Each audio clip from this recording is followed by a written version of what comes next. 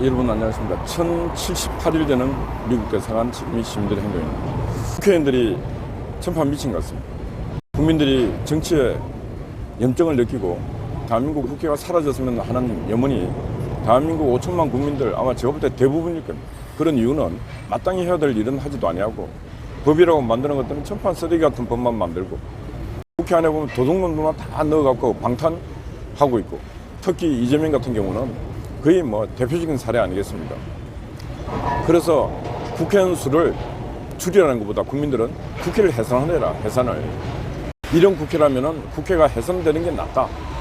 이렇게 하고 있는데 국회의원들을 350명으로 늘리겠다 해갖고 쇼를 하고 있습니다.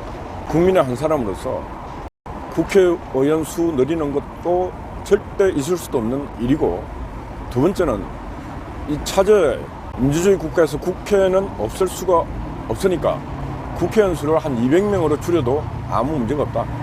그렇게 생각합니다. 왜? 뭐 도움이 하나도 안 돼요, 도움이.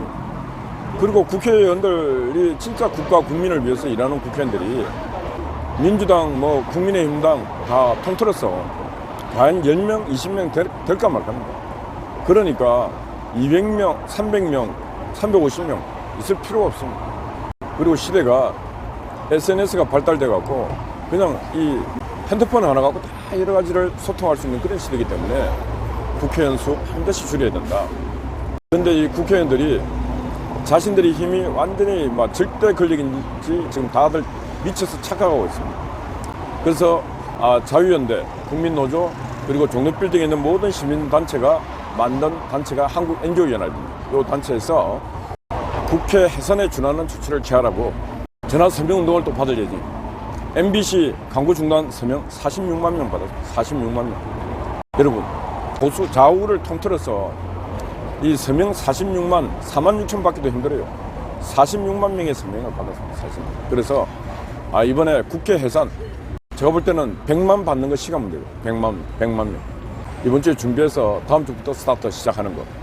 그리고 KBS 시청료 납부 거부, 그것도 시작합니다. 그러면은 그것도 제가 볼 때 100만 넘습니다. 국민의 뜻이 이렇다는 것을 보여줄 겁니다. 그래서 제발 정치인들이 급발질 하지 말고 과욕, 욕심 부리지 말고 자신들이 얼마나 지금 국가 국민에게 죄를 짓고 있는지, 국가 국민이 자신들에게 엄청난 세금으로 각종 특혜와 권리 행사를 할 수 있는 기회를 줌에도 불구하고 이 인간들이 그런 걸 모르고 있습니다. 대각성운동, 정치각성운동을 저희들이 진행할 예정입니다. 많은 동참을 부탁드립니다. 오늘 아침 보니까 전두환 대통령의 손자의 문제를 놓고 막 시끄럽습니다.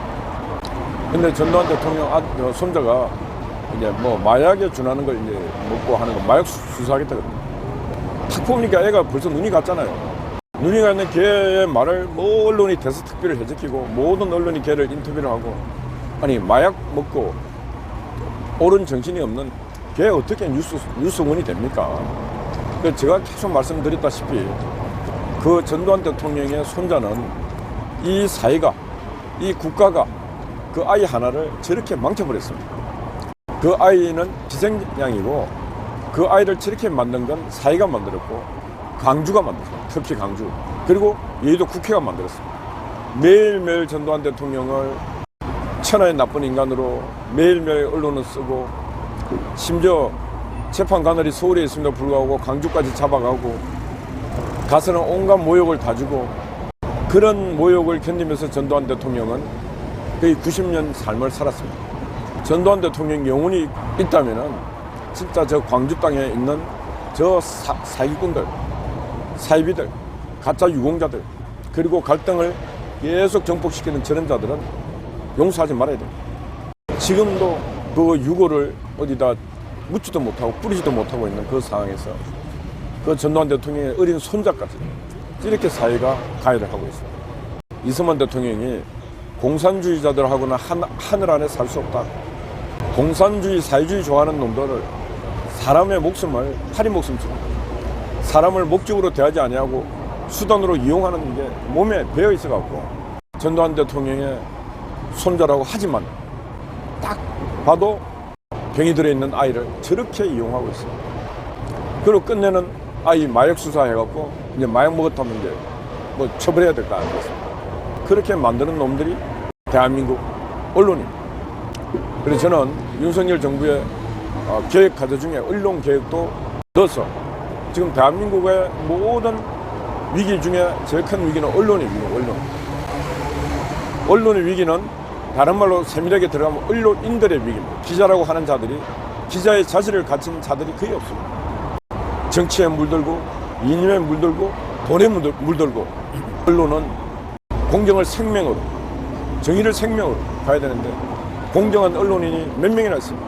정의로운 언론인이 몇 명이나 있습니까? 전판다 민주노총이라고 하는 그 유령 같은 존재에 예속이 되고 거기에 패를 묶어서 스스로 몸을 묶고 거기서 보호막이랑 그늘막을 치고 그 안에서 호의호식을 해쳐먹고 있습니다. 그러니 기사가 제대로 놓을 수가 있습니까? 썩은 언론인들에게 기사가 썩은 기사밖에 놓을 수가 없는 것입니다. 그리고 대한민국 언론사들 중에 제대로 된 게 뭐 어디 있습니까? 조선일보 있습니다. 동아일보도 이거 다 있습니다. 과연 진짜 정의를 위해서 공정, 정의, 상식, 유언별 유포 안 하고 옳음을 위해서 끝까지 기자정신을 발휘하게끔 환경을 조성해주는 언론사가 있습니까? 조선일보만 보더라도 그 편집국장에 있던 송희영인가 뭐 대우하고 짬짬이 묶고 부정에 휩쓸려 들어가고 그럴 때 박근혜 정부 시절에 그게 발각이 되고 그러면서 조선일보도 박근혜 정부와 각을 세워 싸웠지 않습니까? 이제 언론사도 제 역할을 못하고 있기 때문에 언론사들도 철퇴 맞을 때 맞아야 됩니다. 그래서 언론의 위기는 언론인들과 언론사의 위기. 그들이 한 통 속에 한 배가 되어서 나라를 이렇게 멍들게 하고 있고 자기들만의 호의호식을 하면서 살아가고 있습니다. 그래서 NGO, 시민사회가 있어야 되는데 우파에는 NGO, N자 개념도 제대로 아는 NGO 단체가 없습니다. 모든 건 집회만 지휘하고 있는 그게 NGO의 역할인 줄 알고 있습니다. NGO는 권력을 감시하고 비판하고 고발하고 하는 그런 고유 기능, 그래서 그 기능을 관철시키기 위해서 또 가서 기자회견도 하고 집회도 하는 것입니다. 근데 주구장창 집회하는 게 NGO다 이렇게 생각하고 있고 그런 생각이 짙기 때문에 우파 NGO는 발전이 안 되고 있습니다. 지금 국민의힘당도 그렇고 용산도 그렇고 NGO가 뭔지 개념을 알고 있는 사람들이 너무너무 없어요. 그래서 빠른 시간 내에 NGO가 권력의 오브로서 소중하다. 그래서 아까 제가 말씀드린 저런 언론과 언론인들 저것도 변화시키기 위해서는 정당한 NGO가 반드시 봄날에 새싹 돋듯이 막 솟아나야 된다. 이런 말씀을 드립니다.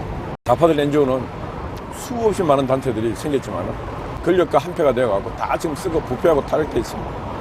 그런 부분에서 어떤 우리가 해야 될 일들이 상당히 많고 시민들의 역할이 상당히 크고 이 산업화 이후에 민주정부가 수립되고 시민사회의 역할이 중요하다. 그러니까 개인의 역할이 중요하다. 이런 말씀 전해드립니다. 어제 밤에는 우리 종창아재가 또 밤 근무를 쓰고 아침 일찍 우리 곽은경 TV 그리고 송아재 또 아침 초소를 지키고 있습니다. 어제는 제가 언론사 대표랑 저녁에 만나서 이제 여러 가지 대화를 하다가 이 미국 초소 얘기를 했더니 그 초소를 지키고 있는 분이 있습니다. 그렇다고 대단하십니다. 자기도 이 초소의 가치를 상당히 중요하게 생각하고 있습니다. 제가 말하면 언론인들 누군지 금방 잘 압니다. 유명하신 분인데 하여튼 그런 분들도 이 초소 두 개의 가치를 아주 높이 생각하고 있어. 저도 이 초소 지키는 게 힘들었는데 이것도 지켜야 되겠다는 생각을 또 하게 되었습니다. 힘이 닿는 데까지 초소를 끝까지 지켜보겠습니다. 그리고 초소 지키는 그날까지 길 건너에 있는 빨갱이들을 좀 간첩죄로 좀 수사를 좀 해야 됩니다.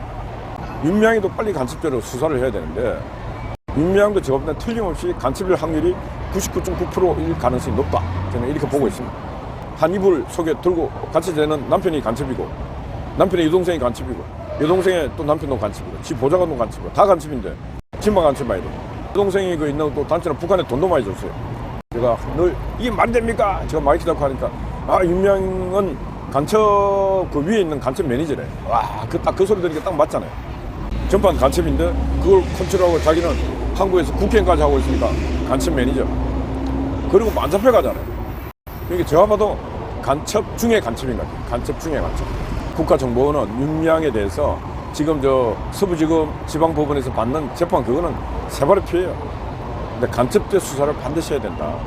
윤미향을 통해서 그 돈을 집을 5채 사고 팔고 했던 그런 돈의 흐름, 그게 친북 활동하는 애들에게 흘러간 돈. 윤미향이 모금한 돈 중에서는 친북 활동가 지원하는 목록으로 들어가는 돈 나왔어요. 근데 제가 볼 때는 윤미향 신우이를 통해서 북한에 보낸 돈 중에 윤미향이 했던 역할도 저는 상당히 있으리라 보고 있고 하니까 국가정보원은 이번에 민주노총 그 간첩들 구속시킨 것처럼 윤미향도 어느 날 재수복을 입혀갖고 간첩죄로 딱 구속시킬 그날이 빨리 오기를 기대합니다. 그래야 이제 길 건너에 있는 간첩도 빨리 없어지고 우리도 이제 고생을 덜 할 거 아닙니까? 우리가 뭐 대한민국 특수부대도 아닌데 이거 와서 맨날 이렇게 지금 내일 모레면 이제 4년째 넘어요. 4년. 있을 수 없는 일을 우리 하고 있어요. 해병대도 뭐 저 어디 특전사도 2년 근무하면 다 제대해. 우리도 제대를 하게 좀 해주세요. 맞아요. 예, 여러분 파이팅 하십시오. 감사합니다. 고맙습니다. 예.